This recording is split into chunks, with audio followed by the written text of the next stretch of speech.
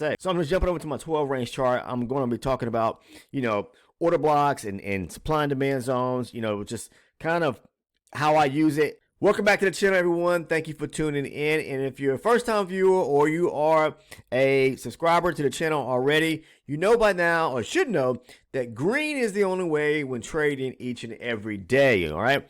You must be consistent trader if you want to make it in this business. But today's topic is about order blocks because people always ask me, are they the same as supply and demand zones? A lot of people who are beginner traders, I understand you're going out there, you're doing your research, but just don't kind of overdo it is what I'm trying to say, because people kind of get lost up in all the different mess that's out there. Try to make your trading as simple as possible. Order blocks are the same as supply and demand zones in my case. All it is identifying areas of aggressive buying and selling, and you will find those zones or order blocks regardless of the chart, okay? Whether it's a tick chart, volume chart, range chart, time-based chart, and you'll find them even on higher base to lower base charts as well. The key to masterfully, or I should say, master mining the system when it comes to trading supply and demand or order blocks is it really narrows down to understanding market structure. Some people think that's a controversial type topic, right? No, structure is structure. You have to be able to read and understand what's going on in the market. It's basically being able to read order flow with your eyes by paying attention to what's on the charts. You don't need a bunch of fancy indicators to do so, is what I'm trying to say. So I'm just jumping over to my 12 range chart. I'm going to be talking about, order blocks and supply and demand zones, just kind of how I use it or them in my strategy and trading. If you're someone that's new to the channel and you're interested in kind of learning the strategy of maybe possibly how I trade, I'm not trying to push anyone in a specific direction, because that's one thing I don't do here on the channel is to tell people, hey, trade like me, or that I have a program to sell you or a mentorship program to sell you in any kind of way, or trading course or training course, because I don't. I'm just sharing my information and knowledge that I've experienced, that I've come across and gathered over the years in trading, and I just want to see people become successful. Now, it's up to you. You don't have to, but sometimes in life we have to give things a chance to see if they're going to work or not, and then we just kind of weed through the process, right? What happens is a lot of people spend a lot of time just dwelling so much into the internet and trying to just scour. Once you find something that works, stick with it. There's nothing wrong with tweaking and making your own, or putting your little own flavor onto it, or just trying to perfect it in a sense. Backtesting is a good way too to make sure the strategy works, but this backtesting is not going to be the proof in the pudding that's going to really identify if that strategy is going to work or not. You're going to have to spend some time on the charts, even if you're demoing or simulation, to really test that strategy out in real time to make sure that it works the way it should.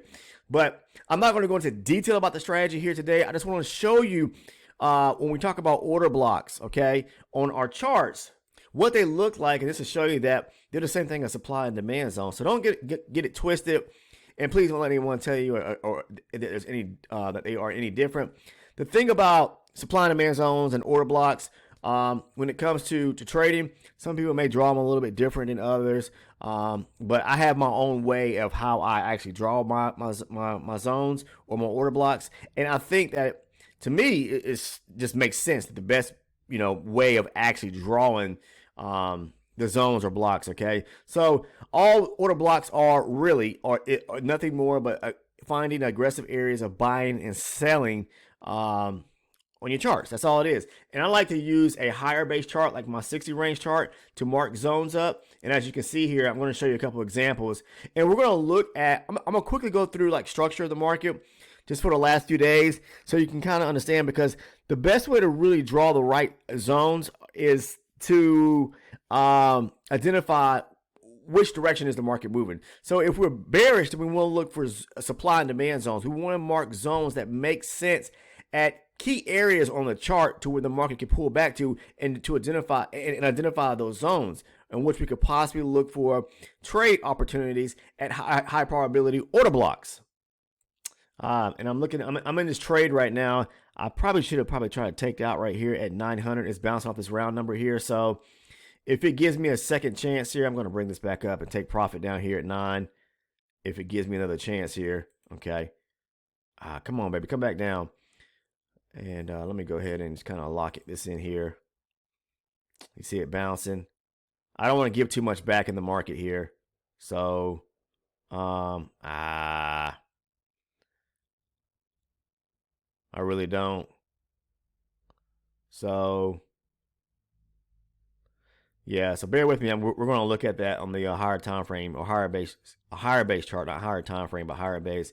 I'm going to lock in profit right here, and hopefully it comes down here and hits this area here back at 9. No. It's probably going to stop me out, but I'll probably be stopped out about 30 points here on the NASDAQ. I should have closed the trade back down here at 900. So just bear with me for a second while I finish out this trade here, and then we'll look at the my higher base chart and discussion about, you know, supply and demand zones or order block trading. Okay, so stop me out there. All right. Okay, let's close that. Okay. Anyways, let's move on back to what I was talking about, and just pay attention. If you notice that trade I was in going short. The market had broke through an area of structure to the upside, and then it was basically pulling back, and 900 was right there at that area when it had broke structure to the upside. So if you pay close attention, I better look at this on a higher base chart. It broke through this area of structure up here at 940 or 950. This area of structure has a major structure break up there. Let me see, 950. Yeah, 17,950, and it pulled back. So when it pulled back, it was testing that area down there. It bounced off of 900. I'm not saying it's done pushing lower, but that was a rejection point there. That's why I talk about a lot of my videos about round numbers and half numbers, and you see the market has bounced right when it got around that area at 900, and it got a strong pullback. I'm not saying it's finished moving to the downside, but I should have took out there, and that's what happens to me sometimes when I'm trading and I'm in a video. You know, and I'm into a trade. It's hard to explain sometimes and be given good, valuable content or providing information, and then being in a trade too. I mean, those that are traders know that you have to put yourself in the zone and be in a place to where you can really think things through, and with no confusion, and with, you know, nothing going on in the background. You got to be 100% focused. So please, you know, just kind of understand where I'm coming from when I'm trading and trying to talk to you guys. Sometimes I'll stop doing things or stop my discussion to, you know, pay attention to what I'm doing. But anyways, what I'm talking about here is when talking about zones. Okay, so if we take a look here at the 60 range chart, and I covered this in a market structure video, these zones that I have, you see, like right here, even right here, these are all order blocks. The same thing as supply and demand zones. So don't kind of get the two confused, because they are the same. Regardless if one, you know, trader on some other channel is talking about order blocks, and then you see someone talking about supply and demand zones like I do a lot of times, they're the same. In my book, they're the same. It's just areas of aggressive buying and selling. That's all it is. So, but to get them right and to identify proper locations to trade them, it all boils down to really this right here. It boils down to identifying market structure. So when the market broke structure here to the upside, right here above this area here at 830, okay, 17,830, I'm using my higher base chart because I mark my zones off my higher base chart, okay, and then I'll wait for the market to pull back to a key area on the chart to look for, you know, rejection. And then I'll move down to a lower base chart. I don't enter off my higher base chart. I move down to a lower base chart to get into a more precise entry point. But if you notice here, structure was broken. This was a major structure break right here at 17,830 because it broke a high there. So when it breaks a structural high like that and it continues breaking structure to the upside, yeah, you can look for some key area, even on, you know, some key area where there may be a demand zone. So if we're breaking to the upside, then we're looking for the market to pull back to a key area of demand, okay? And that demand is going to be that area or the order block, okay? Or that supply or demand zone. In this case here, it's a demand zone. So, you know, in reference to like right here, when the market broke this area here at 17,830, it pushed up. Structure was broken there. Structure breaks are part of the strategy and how I trade. I've got to see it happen, right? Because what it does is, especially when we got a major area of structure being broken, it's going to leave a significant, more than likely, it should leave behind a significant area of demand, okay? A nice order block, okay, zone that we could trade from. And all that is an area where there's aggressive buying. You see aggressive buying coming from here, pushing to the upside. That broke structure to the upside right here. And as we continue pushing to the upside and pull back, we broke higher. What do we get right here? Aggressive buying. So when the market gets back like right here, that was a demand zone right there. All right. If I was to mark this right here, this is from a couple of days ago, back in the latter part of April. But I draw this zone right here. Look what happened. It rejected that area. You got to expect that to happen when the market continues breaking structure to the upside and we haven't broken any major low coming back to the downside. That's where you get your change in trend. Get the trend reversal that people talk about. Is when the market has broke through a major low, a major structural low, then you can start thinking and looking for supply zones. But as long as we're breaking to the upside, okay, we want to look for pullbacks to demand zones or, AKA order blocks, or order blocks, AKA demand zones, okay?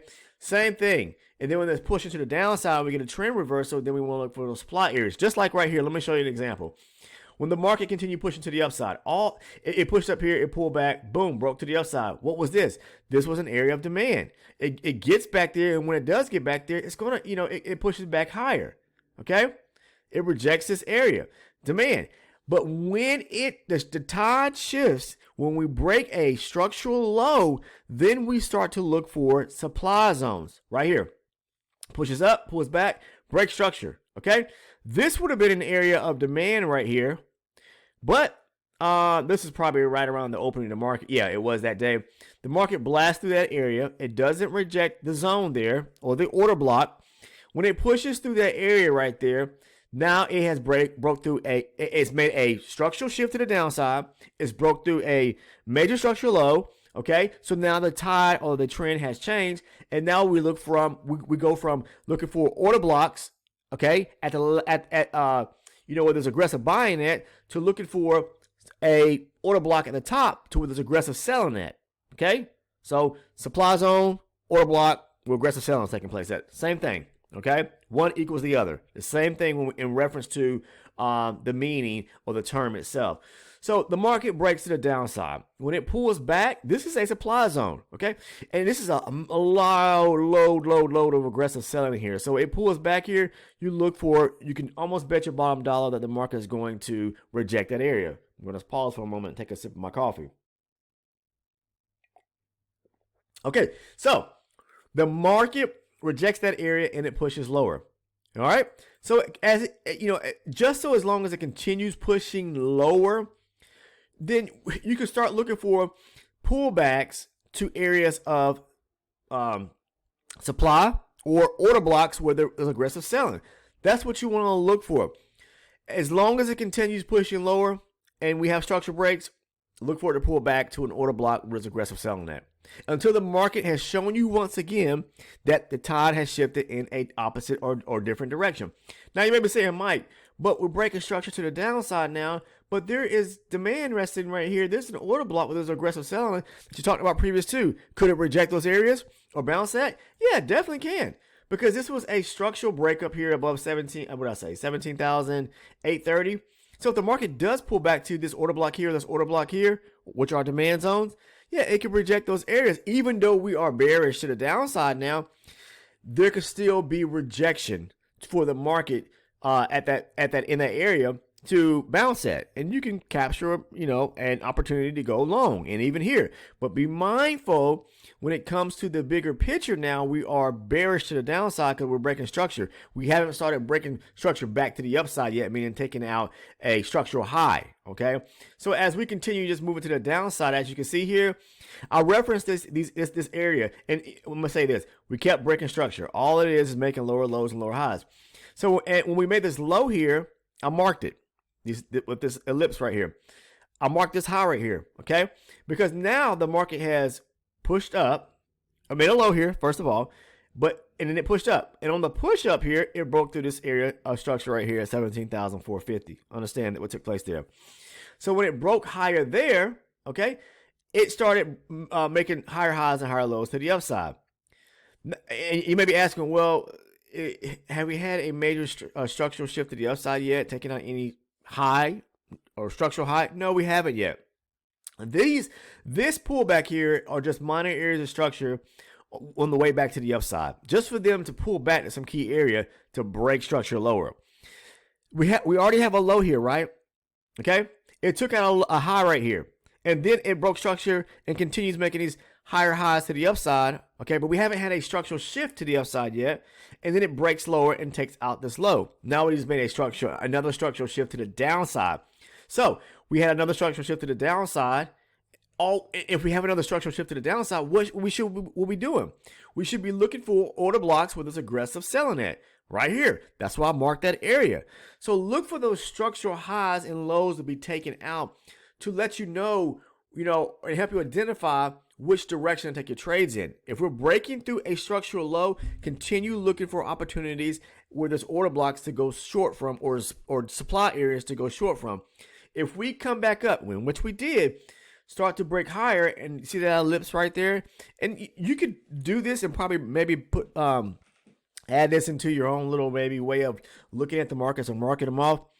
These little ellipses will probably help you out. This would help you identify this was a low, this was a high. We broke a structural low here to the downside, but I have a high resting right here, but we broke it and now we made a new low. But if we turn back around and start moving to the upside and take out structure right here, the structural high, now we got to start looking for pullbacks to what? Key areas of demand or an order block where there's aggressive buying at. Just like I did right here. You see where it pushed to the upside right here and it broke to this area right here? Now, aggressive buying is an order block resting below. Wait for it to get to it. Rejects that area, you can go long back up to, if you went long here, basically, if you say, well, I'm not saying off the higher time frame, the higher base chart. Look for rejection on your lower base chart. But then it continues pushing to the upside, as you can see here.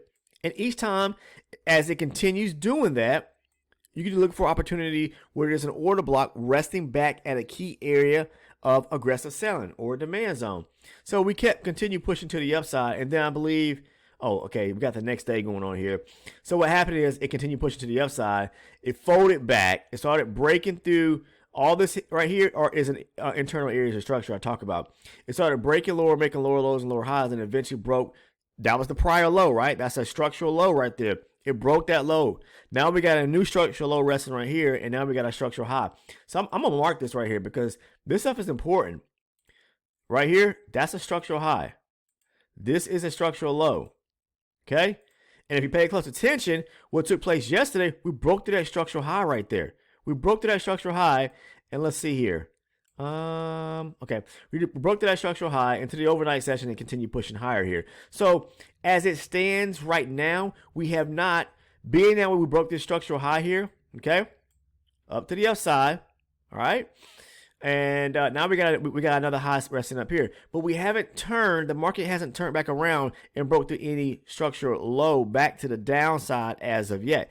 And as it's, as long as it continues pushing to the upside and we haven't broke through any structural low back to the downside, then we should only be looking for opportunities to go long from order blocks where there is aggressive buying in. I'm telling you, okay? And you maybe say, well, Mike, why'd you take that short? I took that short because there wasn't I wasn't marking it off of or paying attention to like a key area of supply resting above, which I do have one where that red line is up there, so I'm watching that area.